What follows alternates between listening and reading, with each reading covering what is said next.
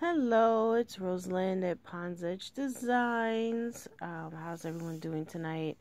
Um, Before I get into what you see here, I just want to give a quick shout out to the folks at the Whole Bead Show.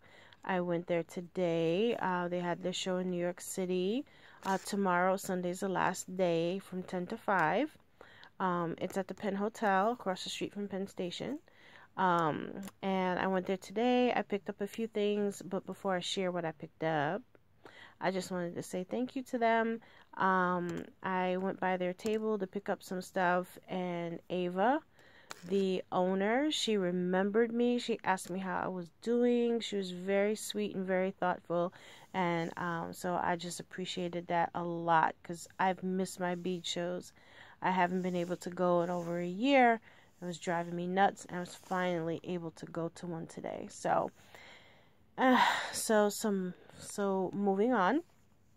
I want to talk about tonight. I want to talk about beading on a budget.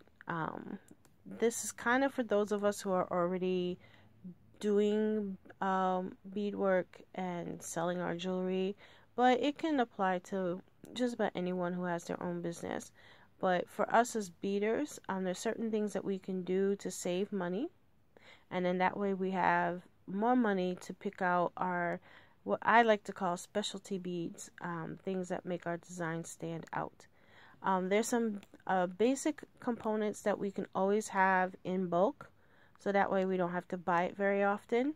It's wire, what I like to call base beads, which are our seed beads, faux pearls, spacer beads. Spacer beads are the little, they can be silver, they can be brass, they can be gold, and they go in between certain patterns on bead designs.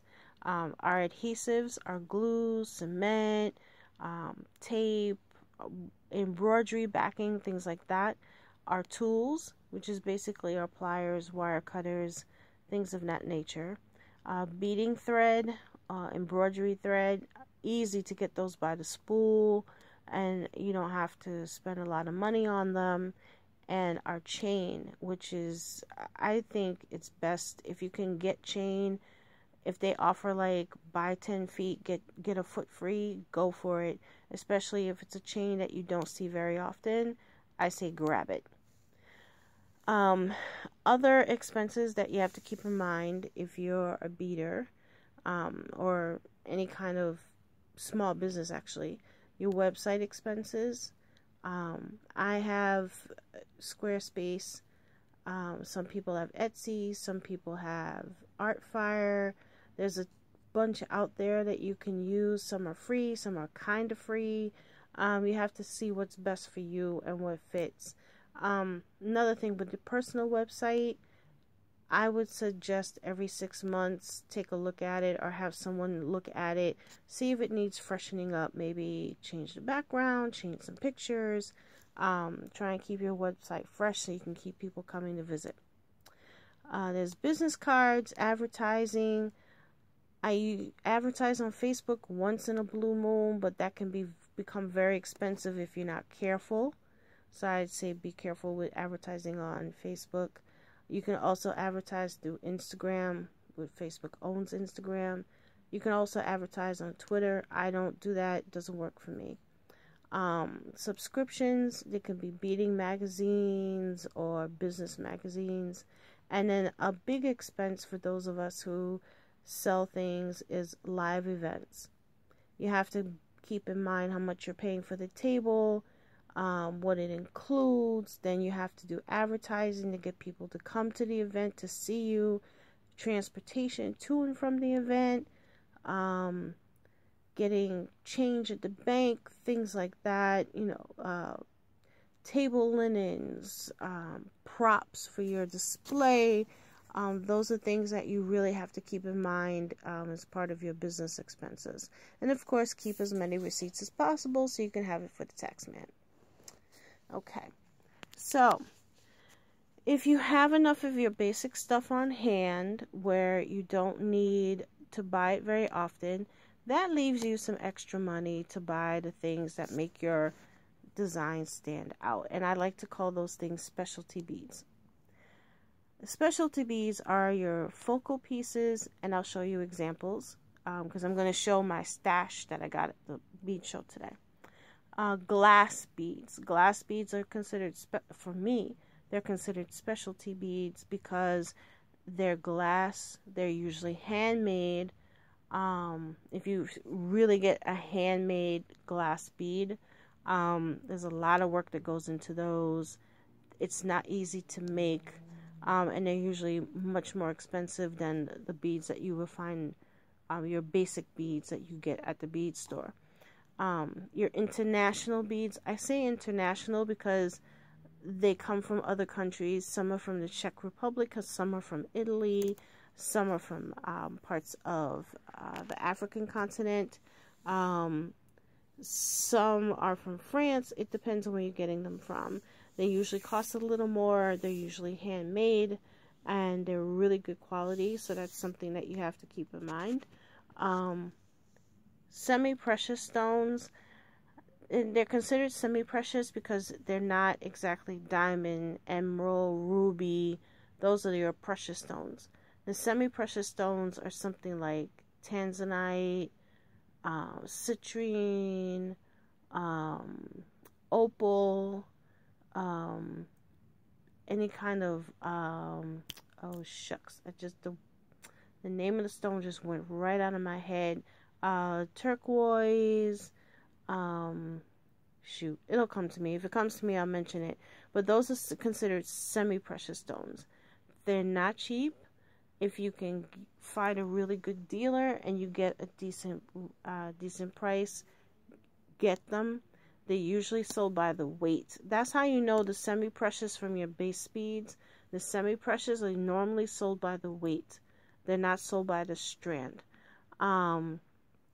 I saw a dealer today that was offering 50% off their stone strands, and I looked at the strand, and the base price for the strand was $75. They were beautiful, but there's no way I'm paying $30 for a strand of 12 beads. I don't care. Unless they were diamond, I don't care. I don't care. I'm not spending that much money.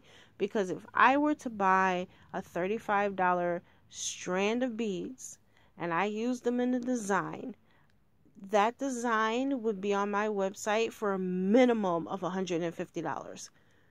I am going to make my money back if I'm spending that much on beads. So that's the thing to keep in mind with semi-precious stones.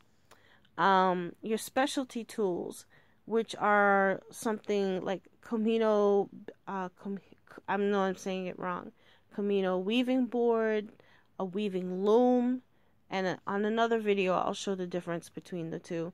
A weaving loom is basically either a wooden loom, plastic. The wooden looms are a little more professional, and weaving looms actually vary in size. You can get a loom that's about the size of this page, 8x10, or you can get a weaving loom that will take up half the space in your house. It depends on what you're really using it for.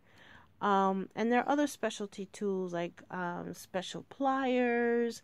If you're into glass making, that's a whole other animal. I mean, you're talking about buying propane to fire up your torch, the actual glass rods, the safety equipment.